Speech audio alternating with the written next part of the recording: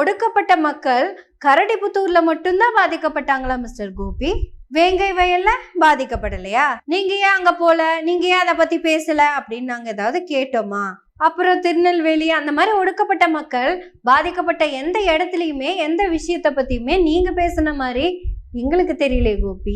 எங்க கோபி, அங்கெல்லாம் corporate company சம்மந்தப்படல, அதனால நீங்க போலையா கோபி? அப்போ கார்ப்பரேட் கம்பெனி சம்பந்தப்பட்ட அந்த ஒடுக்கப்பட்ட மக்களுக்காக மட்டும்தான் நீங்க பேசுவீங்களா?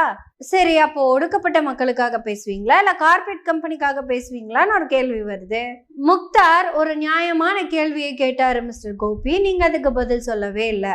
நீங்க விசிகா கட்சியில இருக்கீங்க மிஸ்டர் கோபி, கரெக்டுங்களா? அந்த கட்சியை கூப்பிட்டு நீங்க அந்த போராட்டத்தை நடத்தவே இல்லையே, அது என்னாச்சு? அப்ப நீங்க ஒரு கட்சிக்காரனா அந்த போராட்டம் நடத்தல, அப்போ அந்த ஒடுக்கப்பட்ட மக்களுக்காக அந்த போராட்டத்தை நடத்துன மாதிரி இப்ப தெரியல.